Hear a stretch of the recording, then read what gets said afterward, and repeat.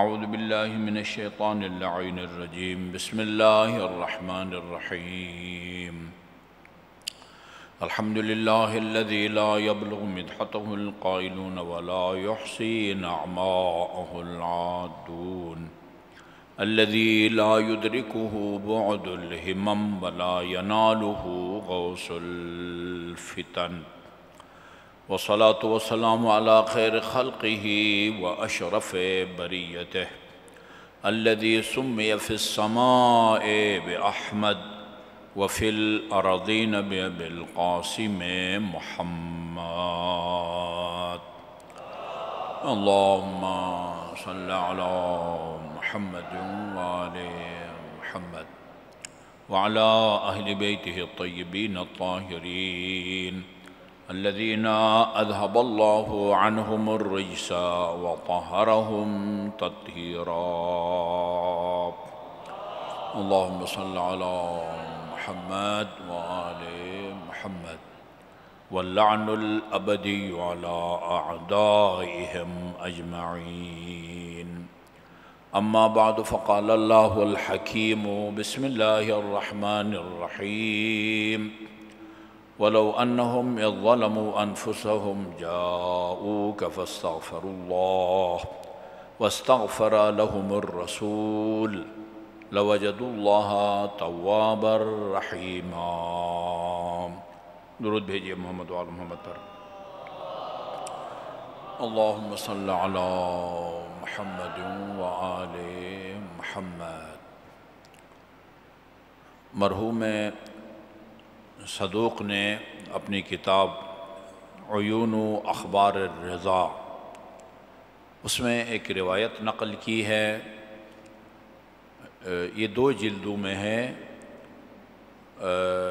اس میں وہی روایات وہ لائے ہیں جو امام رضا علیہ السلام سے منقول ہیں۔ ان میں سے ایک روایت ہے جس کو حدیث قدسی کہا گیا ہے۔ حدیث قدسی خدا کا وہ کلام ہے جو قرآن مجید کے علاوہ ہو، جو یہ 30 سپارے یا 114 سورے اور 6600 کچھ آیات، ان کے علاوہ جو کلام خدا ہے وہ حدیث قدسی کہلاتا ہے۔ یہ جن اداروں نے احادیث کو جمع کیا ہے انہوں نے اس کا نام حدیث قدسی رکھا ہے۔ اس روایت میں ہے کہ امام رضا علیہ السلام اپنے چاہنے والوں کو، معتقدین کو، یا جو بھی آپ کی امامت کے قائل تھے، اور ضروری نہیں ہوتا تھا کہ وہی لوگ آپ کے درس میں آئیں جو آپ کو امام مانتے ہوں، مختلف قسم کے لوگ آتے تھے، ان کو کلام کا درس دیتے، عقائد کا درس دیتے تھے۔ اس کی رپورٹ مامون کو ملتی ہے کہ امام رضا علیہ السلام کے بہت سارے لوگ ان کے حلقہ درس میں جاتے ہیں اور ان کے بیانات سے متاثر ہوتے ہیں، ان سے پھرفتہ ہیں، دل دادہ ہیں۔ یفتنون بعلمہ، اس طرح کی تعبیر ہے۔ یہ سلسلہ جو ہے وہ جاری نہیں رہنا چاہیے۔ ایسی برکت میں مجھے یاد آ رہا ہے، آیت اللہ محسنی فرماتے تھے کہ وہ تازہ جب وہ اس میں افغانستان میں انقلاب آیا تو وہ یہاں تھے G93 میں، اور پھر وہ منتقل ہو گئے ادھر۔ جمعہ کا خطبہ جو کابل میں دیتے تھے وہ ریڈیو پر نشر ہوتا تھا۔ وہ فرماتے اس وقت کے جو وزیر اطلاعات تھے وہاں کے، انہوں نے کہا کہ دیکھیں میں آپ کے خطبوں کو ریڈیو پر نشر کرواتا ہوں، اور یہ نہیں کہ میں کوئی شیعہ ہوں یا میرا شیعوں کی طرف کوئی جھکاؤ ہے، میں ایک انتہائی سرسخت یا کٹر جو ہے نا وہ اہل سنت ہوں، لیکن لوگوں کا ڈیمانڈ ہے کہ محسنی کے خطبے نشر کرو۔ اس میں مسلمان شیعہ بھی شامل ہیں، اور اتنی مدلل ان کی گفتگو ہوتی تھی۔ میں نے ان کی ایک کتاب کا ترجمہ کیا ہے، اس کا نام تھا توحید اسلامی و نظری بر وہابیت۔ اچھا، وہ ہمارے جس آرگنائزیشن نے اس کو چھاپا، انہوں نے نام میں تھوڑی سی تبدیلی کی، بلکہ میں تو کہوں گا تحریف کی۔ توحید اسلامی میں اتنا نام رکھا، اگر نظری بر وہابیت کا جو حصہ تھا اس کو انہوں نے اڑا دیا ہے۔ یہ ان لوگوں نے ایسے کیا ہے، آئیو والوں نے۔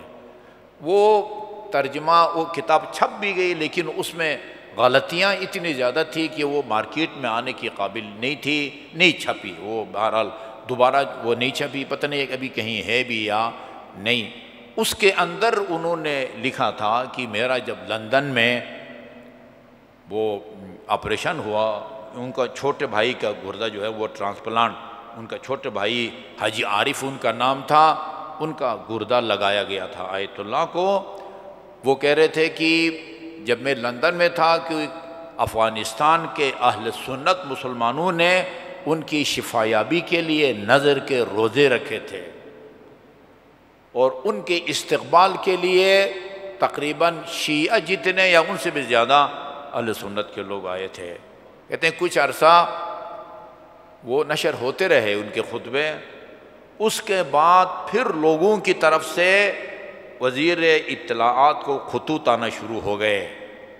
ان کے الفاظ یہ ہیں، آیت اللہ رضوان اللہ تعالی علیہ، وہ کہتے تھے کہ اگر خطبہائے محسنی اس طرح اس کے محسنی کے خطبے ریڈیو سے نشر ہوتے رہے تخم تسنن از کابل برداشتہ می شود، تسنن کا جو ہے وہ خاتمہ ہو جائے گا۔ لہذا بہتر یہ ہے کہ اب کسی اور کے خطبے نشر کریں۔ محسنی کے خطبے جو ہے وہ اتنے مدلل اور ناقابل تسخیر دلائل پر مشتمل ہوتے ہیں کہ خطرہ ہے۔ لہذا یہی کام ادھر بھی ہوا۔ اسے کہا گیا کہ یہ اگر امام رضا کے یہ دروس کا سلسلہ جاری رہا تمہاری حکومت کو خطرہ ہے، بہتر ہے اس پر پابندی لگواؤ۔ اس نے اپنے ایک حاجب کو بھیجا، حاجب کو پتہ نہیں ابن نام کے ساتھ کچھ اور آتا ہے، بن عمر الطوسی نام کا کوئی حاجب کو بھیجا۔ اس نے جو آپ کے حلقہ درس میں شاگرد تھے ان کو بھگایا وہاں سے، طردہم، ان کو وہاں سے بھگایا، اور امام علیہ السلام کو اپنے پاس بلا کے بہت ہی توہین آمیز انداز میں منع کیا کہ اپنا یہ سلسلہ بند کر دیں۔ ظاہر ہے امام کی دل آزاری ہوئی، اور راوی کہتا ہے کہ وہاں سے نکلتے وقت امام علیہ السلام کی لبوں پر جو ہے نا لب حرکت کر رہے تھے، اور فرمایا وحق المصطفیٰ والمرتضیٰ وسیدۃ نساء العالمین، مجھے مصطفیٰ، مرتضیٰ اور خاتون جنت کے حق کی قسم، میں اس کے خلاف اس عذاب کی دعا کروں گا خدا سے کہ علاقے کے وہ جانور کا نام ہے روایت کے اندر، میں جانور کا نام نہیں لیتا، مقدس مقام کے ساتھ جو ہے نا وہ سازگار نہیں ہے، علاقے کے ناپاک جانور بھی اس سے نفرت کریں گے، ایسا عذاب اس کے اوپر نازل ہوگا۔ اصول کافی میں بھی اور دعاؤں میں بھی ہے، خصوصاً ابن طاووس کی کتابوں میں دعا کے آداب کہ اللہ تعالیٰ کس طرح کی دعا جو ہے نا وہ قبول فرماتا ہے۔ دعا کا طریقہ یہ بتایا گیا کہ سب سے پہلے اللہ تعالیٰ کی حمد و ثنا کرو۔ اس میں آپ نے پہلے اللہ تعالیٰ کی حمد و ثنا کی ہے، وہ ابھی میں عرض نہیں کرتا، اور پھر اس کے بعد محمد اور آل محمد پر صلوات بھیجو، پھر اپنی حاجت طلب کرو، خدا سے مدعا خدا کے سامنے پیش کرو، اللہ کی حمد و ثنا، اس کے بعد اپنی حاجت، اس کے بعد پھر محمد و آل محمد پر صلوات بھیجو۔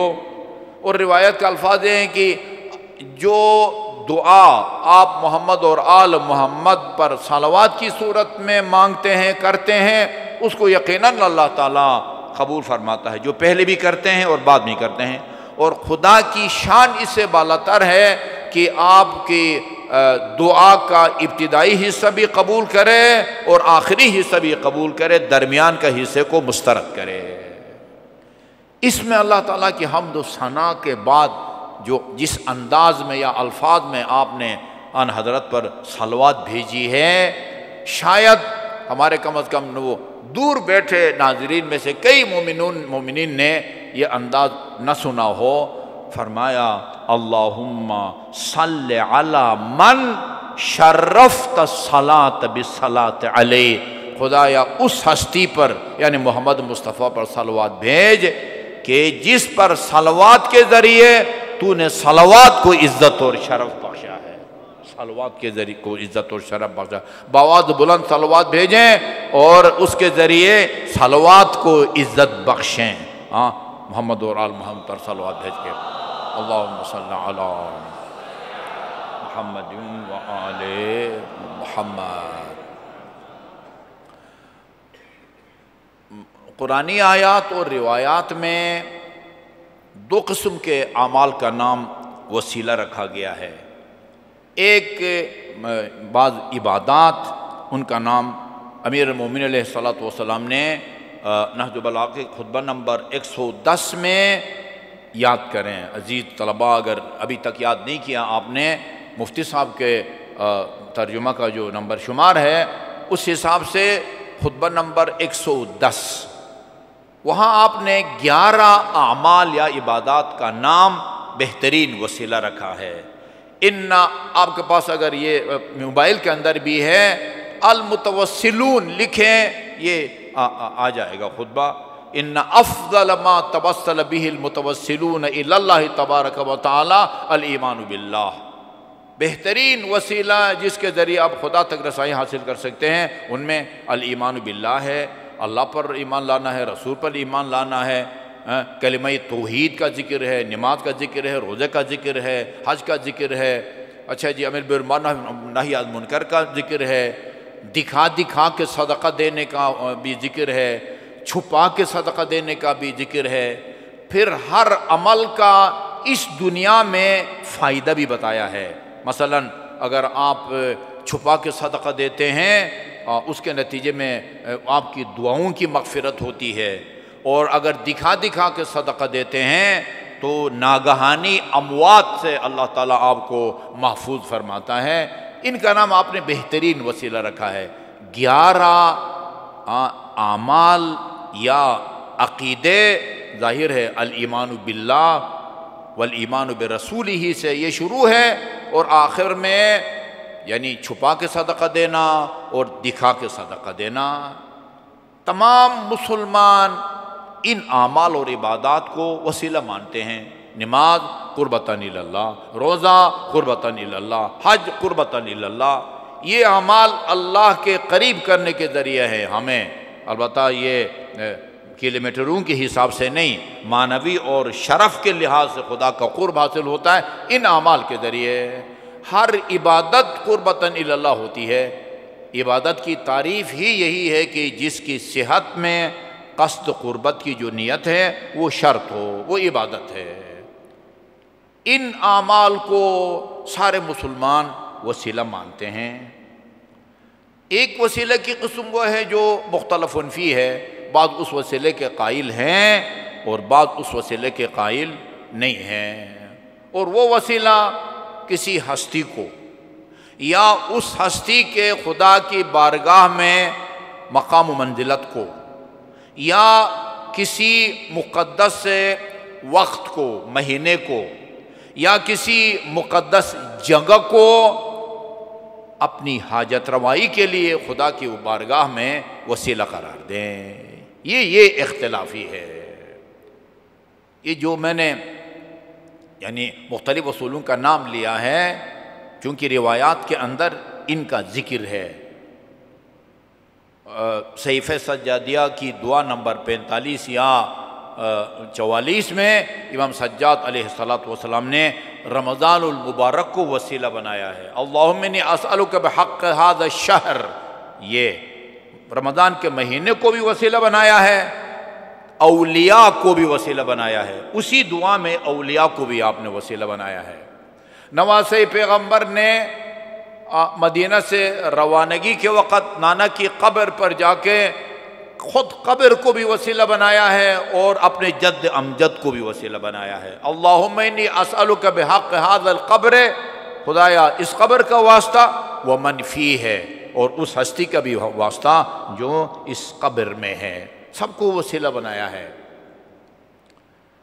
دلچسپ بات یہ ہے کہ وہ سیوطی نے اپنی وہ تفسیر در منصور میں سورہ بقرہ کی آیہ کریمہ فَتَلَقَّى آدَمُ مِن رَبِّهِ بِكَلِمَاتٍ، اس کی تفسیر میں لکھا ہے کہ جب حضرت آدم سے وہ ترک اولا ہوا تو آپ نے پنجتن پاک کو وسیلہ بنا کے خدا کی بارگاہ میں دعا کی، اللہم انی اسألک بحق محمد وانت المحمود تا آخر۔ ہر نماز میں ان کو وسیلہ بنا کے ہم اللہ کی بارگاہ میں دعا کرتے ہیں۔ دوسری روایات میں ہے جب آدم سے ترک اولا ہو گیا تو آپ اس روایت میں صرف ان حضرت کا نام ہے، اللہم انی اسألک بمحمد۔ اللہ تعالیٰ نے حضرت آدم سے پوچھا یہ محمد کا نام کس سے سنا ہے؟ کہاں سے یہ نام سنا یا پڑھا ہے؟ کہا میں نے عرش پر میں نے دیکھا تیرے نام کے ساتھ اس کا نام ہے، میں سمجھ گیا کہ اس کائنات میں تیرا سب سے محبوب نام یہ محبت کا نام ہوگا، اس لیے میں نے اپنی بخشش کے لیے محمد کو وسیلہ بنایا ہے۔ میں ایک سلمان فارسی کی ایک روایت لے کے آیا ہوں، یہ حدیث قدسی اس کے عنوان ہے، ارشاد القلوب میں ہے یہ روایت، ارشاد القلوب میں ان سلیمان۔ میں نے چونکہ آگے نگر ہاؤس بھی پہنچنا ہے اس لیے شاید آپ کو زیادہ ٹائم نہ دے سکوں، کل سے انشاءاللہ ہم جلدی کریں گے۔ سمعت رسول اللہ صلی اللہ علیہ وسلم یقول، سلمان فارسی کہتے میں نے رسول خدا کو فرماتے ہوئے سنا۔ اس روایت کو بیان کرنے کا مقصد آپ کو یا کسی اور کو وسیلے کا قائل کرنا یا وسیلہ منوانا نہیں ہے، یہ بیان کرنا مقصد ہے میرا کم از کم کہ دعاؤں میں ہماری ترجیحات میں کیا ہونا چاہیے، ہمیں خدا سے کیا مانگنا چاہیے۔ ترجیحات، سلمان فارسی کی ترجیحات، کس وجہ سے فرمایا سلمان منا اہل البیت، یہ اس کی ترجیحات کی وجہ سے اللہ یعنی اہل بیت میں شامل کیا گیا ہے ان کو۔ اچھا جی، تو فرماتے ہیں کہ رسول خدا سے میں نے سنا ان اللہ عز وجل یقول، اللہ تعالیٰ فرماتا ہے، حدیث قدسی ہے، اللہ تعالیٰ کا کلام ہے، رسول خدا فرماتے ہیں، اللہ تعالیٰ فرماتا ہے یا عبادی اولیس من کان لکم حاجت من کبار الحوائج لا تجدون بها الا اذا تحمل علیکم باحب الخلق الیکم تقضونہا کرامتا لشفیعہم۔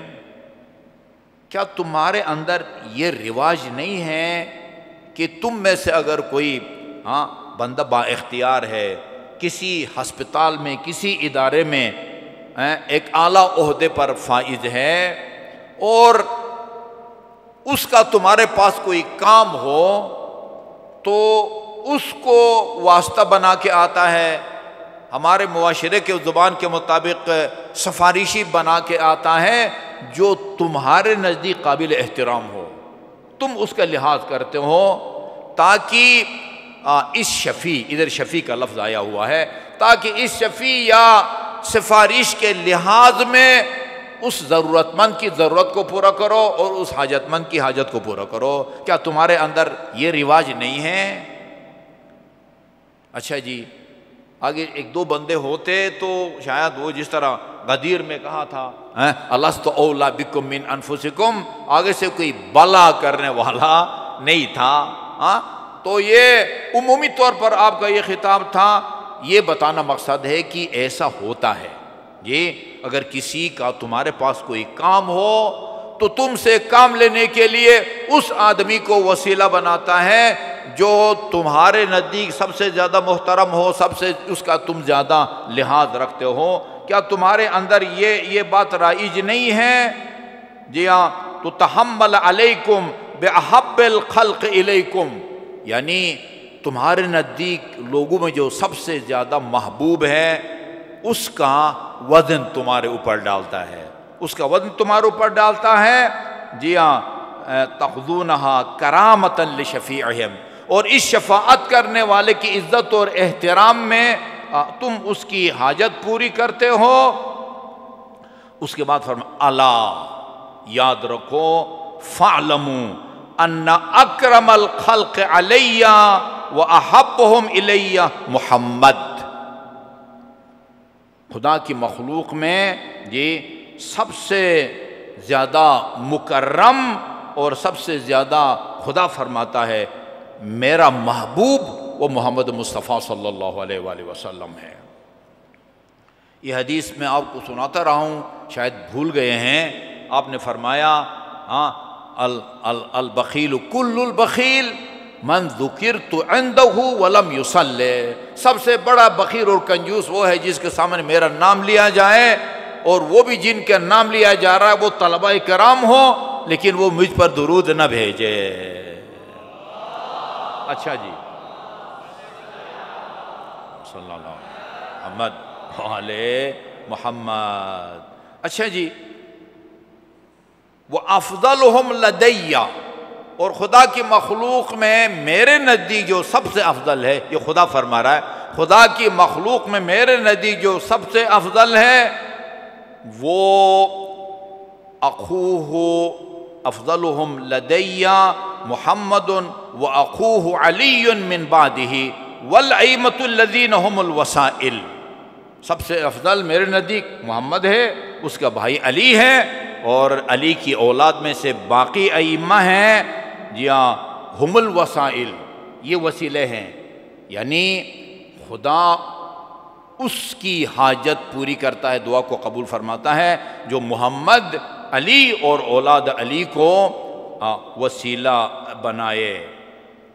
اچھا جی، فقال له قوم من المنافقین والمشرکین، ایسا لگتا ہے کہ رسول خدا کے سامنے جو مجمع ہوتا تھا نا، وہ آج کی زبان میں مکس گیدرنگ ہوتی تھی، مختلف مشرکین بھی ہوتے تھے، منافقین بھی ہوتے تھے، آپ کا کلمہ پڑھنے والوں کے بھی ترجیحات جو ہے نا وہ اسی وقت آن حضرت کی زندگی میں جو ہے نا وہ پارٹی بازیاں سب قسم کے لوگ ہوتے تھے۔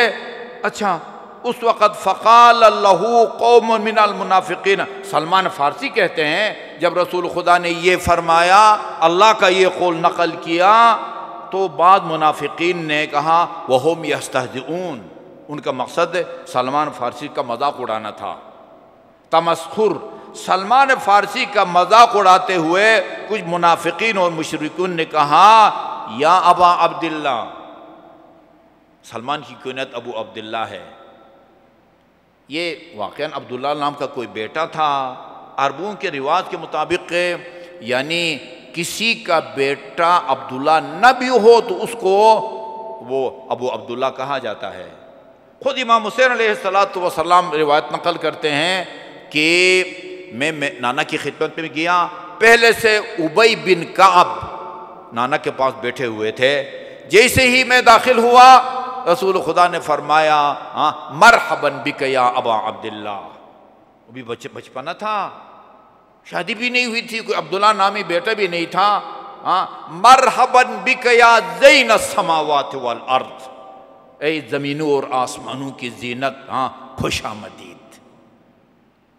ابی بن کعب کہتے یا رسول اللہ، ہم تو آپ کو زمین اور آسمان کی زینت سمجھتے ہیں۔ فرماتے ہیں کہ ابی تمہیں نہیں معلوم حسین جتنا زمین پر محترم ہے اس سے زیادہ آسمانوں میں محترم ہے، زمین میں جتنا وہ حسین کا احترام کیا جاتا ہے اس سے زیادہ احترام آسمانوں میں جی حسین کا کیا جاتا ہے۔ تو ان کا نام ابو عبداللہ ہے، یا ایسی ان کو یہ کنیت مل گئی تھی، یا عبداللہ نام کا کوئی بیٹا ہے، میں نے تحقیق نہیں کی ہے، لیکن اور احادیث میں بھی سلمان کو ابو عبداللہ کہا گیا ہے۔ یہ مجمع میں حاضر منافقین مشرکین نے تمسخر کے طور پر کہا یا ابا عبداللہ ما لک لا تقترح علی اللہ وتتوسل بہم، یجعلک اغنی اہل المدینہ، اگر ایسی بات ہے انہی ہستیوں کو، محمد کو، علی کو اور اولاد علی کو وسیلہ بنا کے خدا کی بارگاہ میں یہ پیش کرو۔ اقتراح آج کل عرب ممالک میں الیکشن کے لیے بھی یہ لفظ استعمال ہوتا ہے۔ خدا کے سامنے یہ تسبیح پیش کرو، مدعا پیش کرو، مطالبہ کرو کہ تجھے مدینہ کا سب سے بڑا امیر اور ثروت مند بنا دے۔ کیوں اس فخر کی حالت میں زندگی گزارتے ہو؟ اور تمہارے پاس اتنے قیمتی وسیلے ہیں، محمد علی اور اولاد علی، ان کو وسیلہ بنا کے خدا کی بارگاہ میں دعا کرو کہ وہ تمہیں اغنا اہل المدینہ، مدینے کا سب سے بڑا امیر بنا دے۔ اچھا، میں ابھی ترجیحات کی بات کر رہا تھا۔ اچھا جی، فقال لهم سلمان نے کہا تمہارا کیا خیال ہے؟ میں نے ابھی تک کہ ان کے وسیلے سے خدا کی بارگاہ میں دعا کر کے کوئی اپنی حاجت نہیں منوائی، میں ان کو وسیلہ بنا کے خدا کی بارگاہ میں دعا کر چکا ہوں یا کرتا رہا ہوں، اور خدا نے میری حاجت کو پورا کر دیا، میری دعا کو بھی قبول کر لیا ہے اللہ تعالیٰ نے۔ جی فرمایا سلمان نے کہ یا فقال سلمان دعوت اللہ تبارک و تعالی وسألتہ بہم، میں نے ان کو وسیلہ بنا کے خدا کی بارگاہ میں دعا کی ہے، جی ہاں، اور ودعوت اللہ تبارک و تعالی، وہ سوال کیا، وسألتہم بہم، اور ان کو وسیلہ بنا کے خدا کی بارگاہ میں نے سوال کیا ہے۔ کس چیز کا سوال کیا ہے؟ ما ہوا اجل و انفع و اعظم و افضل من ملک دنیا بأسرها، یعنی خدا سے میں نے ان کو وسیلہ بنا کے وہ نعمت مانگی ہے جو دنیا و ما فیہا سے زیادہ فائدہ مند اور افضل ہے۔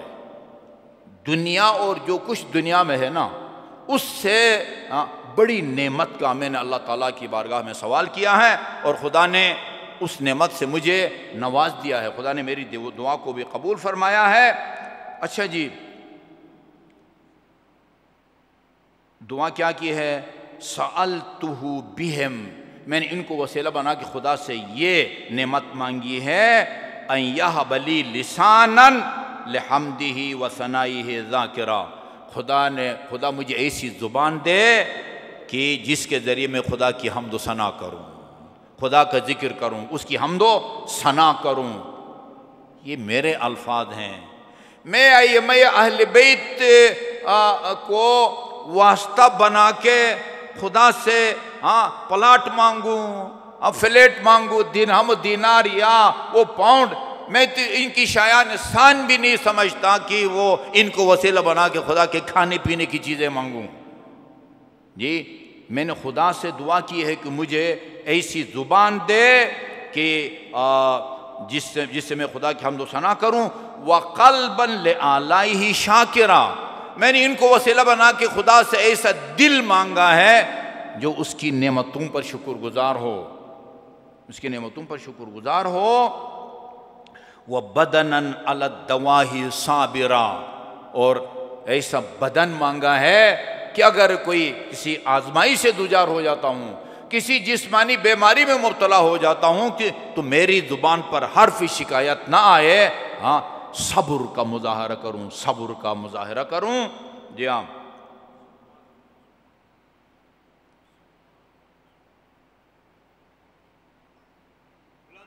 اللہم صلی اللہ علیہ محمد صلی اللہ علیہ وَهُوَ عَزَّ وَجَلْ قَدْ أَجَابَنِي إِلَى مُلْتَمَسِي مِنْ ذَلِكَ، یہ جو 3 نعمتیں میں نے خدا سے مانگی ہیں، خدا نے میری دعا کو قبول فرمایا ہے، یہ نعمتیں خدا نے مجھے دے دی ہے۔ ایک لسان ذاکر بھی دیا ہے، قلب شاکر بھی دیا ہے، اور بدن صابر بھی دیا ہے۔ یہ میں نے خدا سے جو ہے نا وہ مانگی ہے۔ وَهُوَ أَفْضَلُ مِن مُلْكِ الدُّنْيَا بِحَذَافِيرِهَا وَمَا يَشْتَمِلُ عَلَيْهِ مِنْ خَيْرَاتِهَا بِمِئَةِ أَلْفِ مَرَّةٍ۔ یہ عجیب ہے، کہتے ہیں یہ جو میں نے مانگی ہے نا خدا کی بارگاہ میں، وہ دنیا و ما فیہا سے 1,00,000 ضرب 1,000 کرو جلدی جلدی، ضرب 1,000، 10 کروڑ 10 کروڑ 10 کروڑ 100 ملین۔ ہاں یہ جو میں نے خدا سے نعمتیں مانگی ہیں وہ دنیا ما فیہا سے 10 کروڑ نا 10 کروڑ درجہ جو ہے نا وہ بہتر سمجھتا ہوں۔ وہ جس دنیا کے پیچھے تم پڑے ہوئے ہو نا، وہ پلاٹ، وہ پیسہ، وہ درہم، وہ 2 دینار، اس کی میری نظر میں کوئی قیمت نہیں ہے۔ اور اس دنیا کے ان معقولات اور ملبوسات اور ان مکانات سے یہ 3 نعمتیں جو خدا سے مانگی ہیں، یہ 100 ملین درجہ جو ہے نا ان کو میں بہتر سمجھتا ہوں۔ درود بھیجیے محمد و آل محمد پر، اللہم صلی علی محمد و آل محمد۔ اکثر اوقات میں یہ ذکر کرتا رہتا ہوں، ہم حج پہ جاتے ہیں، خدا اللہ تعالیٰ تو توفیق دیتا ہے، درجنوں لوگ، سینکڑوں لوگ یہاں سے جاتے وقت بھی اور بذریعہ یہ ٹیلی فون بھی کبھی کسی نے اپنے انجام کے بارے میں، عاقبت کے بارے میں، معنویت اور روحانیت کے بارے میں کسی نے دعا کی درخواست نہیں کی ہے۔ روزگار کے بارے میں، بچہ بیمار ہے، بیوی سے کا تعلقات صحیح نہیں ہے، سب مادیات میں غرق ہیں۔ سب سے بہترین دعا اللہم اجعل عواقب امورنا خیرا، کسی نے اس دعا کی درخواست نہیں کی کہ دعا کریں کہ اللہ تعالیٰ ہمارا انجام بخیر فرمائے۔ یہ ترجیحات کی بات ہوتی ہے۔ آئیں ائمہ اہل بیت علیہ الصلوۃ والسلام کو وسیلہ بنائیں اور اس میں اپنی اخروی کامیابی کی اللہ تعالیٰ کی بارگاہ میں یہ سارے کے سارے وسیلے ہیں۔ ان کا چھوٹا بھی وسیلہ ہے اور ان کا بڑا بھی وسیلہ ہے۔ ان کا شیرخوار باب الحوائج کے نام سے مشہور ہے۔ میں اکثر عرض کرتا ہوں عراق کے اندر 4 ہستیاں باب الحوائج کے نام سے مشہور ہیں۔ ایک امام موسیٰ کاظم، ایک علمدار حسین۔ کاظمین جائیں، وہاں امام موسیٰ کاظم کے حرم کے صدر دروازے پر لکھا ہوا السلام علیکہ یا باب الحوائج۔ علمدار حسین کے حرم کے صدر دروازے پر لکھا ہوا ہے السلام علیکہ یا باب الحوائج۔ میں عرض کرتا رہتا ہوں کہ اگر اس شیرخوار کا الگ سے کوئی حرم ہوتا نا، اس کے صدر دروازے پر لکھا جاتا السلام علیکہ یا باب الحوائج، وہ بچی بھی باب الحوائج ہے جس کی طرف یہ تاریخیں منسوب ہیں۔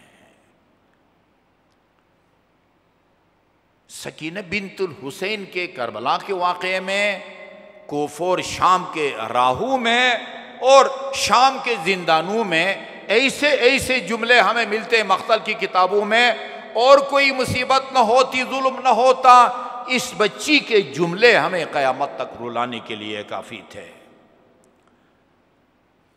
آخری وداع کر کے میرے اور آپ کے امام جب خیمے سے نکلے ہیں نا، امام زین العابدین فرماتے ہیں کہ جب میرے بابا آخری وداع کے لیے میرے خیمے میں آئے اور خیمے کا پردہ اٹھایا، میں نے دیکھا میرے بابا کا بدن سر سے لے کر پاؤں تک خون میں ڈوبا ہوا تھا، اور جب آپ بات کرتے تھے یا سانس لیتے تھے بدن پر موجود زخموں سے خون ابلتا تھا۔ مجھے اسی خونالود سینے سے لگایا اور وہ دعا تعلیم فرمایا کہ بیٹے سجاد، جب بھی تمہیں کوئی مشکل پیش آئے اس دعا کو پڑھا کرو۔ یہ میری مادر گرامی نے مجھے سکھائی ہے، ان کو رسول میرے نانا نے اور ان کو جبرائیل نے یہ دعا بھی بتائی ہے۔ بحق یاسین والقرآن العظیم، وہ آخر تک وہ دعا ہے۔ اس کے بعد امام نے وہ دل خراش جملوں میں اہل حرم کو سلام کہا، یا زینبو یا سکینۃ و یا رقیۃ علیکن منی السلام۔ اس کے بعد ذوالجناب پر سوار ہوئے۔ وہ پہلی دفعہ جب جا رہے تھے وہ ایک اشارے سے چل پڑا تھا، مگر اس دفعہ قدم نہیں اٹھاتا۔ آپ کی نظر پڑی وہ سینے پہ سونے کی آدھی بچی ذوالجناب کے قدموں سے لپٹی ہیں، اپنی آنکھوں سے یہ دیکھ رہی تھی جو میدان میں جاتا ہے واپس نہیں آتا۔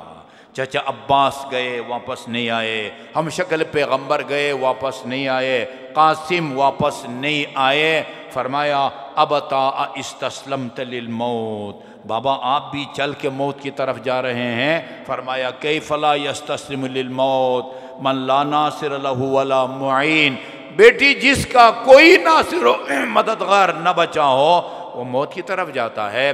عجیب معصومانہ فرمائش کی، آپ اندازہ لگا سکتے ہیں امام کے دل پر کیا گزری ہوگی۔ اذن ردنا الی مدینۃ جدنا، بابا اگر آپ موت کی طرف جا رہے ہیں ہمیں نانے کا مدینہ پہنچانے کی کوئی سبیل کریں۔ فرمایا لو ترک القتال نام، بیٹی سکینہ اگر نانا کی امت نے مدینہ میں چین سے رہنے دیا ہوتا میں تمہیں اس بے آب و گیا صحرا میں لے کے نہ آتا۔ بابا کا جواب سن کے جب آپ نے رونا شروع کیا پھر وہ مشہور مرثیہ پڑا، سیطول بعدی یا سکینۃ فعلمی، بیٹی سکینہ ابھی نہ رو، تیرے رونے کے ابھی بہت دن باقی ہیں۔ لا تحرقی قلبی بدمک حسرتاً، یہ اپنے گریے کی آواز سے بابا کے جگر کو کباب نہ کر، ہاں بابا کی شہادت کے بعد سب سے زیادہ رونے کی حقدار تو ہے۔ دوسرا جملہ امام کی زندگی سے جب یہ اسب وفادار وہ مایوس ہوا اور آپ کے خون ناحق سے اپنی پیشانی کو رنگین کر کے خیمگاہ کی طرف آیا، امام زمان نے زیارت ناحیہ میں منظر پیش کیا ہے۔ فلما رأین جوادہ مخزیہ، جب مخدرات عصمت و طہارت نے ذوالجناح کو خیموں کی طرف آتے ہوئے دیکھا، سر جھکائے ہوئے ہے، زین ایک طرف کو ڈھلی ہوئی ہے، باگیں کٹی ہوئی ہیں، خرجن من الخدور، خیموں سے باہر نکل آئیں، علی الخدود لاتمات، اپنے رخساروں پر تماچے مار رہی تھی، ہذہ تنادی و ابا، کوئی بی بی بابا بابا کر کے پکار رہی تھی، کوئی بھائی بھائی کر کے پکار رہی تھی۔ یہ معصومہ آگے بڑھی اور ذوالجناح کے لگام کو ہاتھ میں لیا اور ذوالجناح سے ایک سوال کیا، یا جواد ابی، اے میرے بابا کے اسب وفادار، تجھے خبر ہے میرے بابا 3 دن کے پیاسے تھے، یہ بتا اسقی ابی ام قتل عطشانا، ان اشقیاء نے میرے بابا کو وقت آخر ایک گھونٹ پانی کا بھی پلایا یا پیاسے شہید کر دیے گئے؟ لا اضحک اللہ سن الدہر ان ضحکت وآل احمد المظلومون قد قہروا ولا حول ولا قوة الا باللہ العلی العظیم۔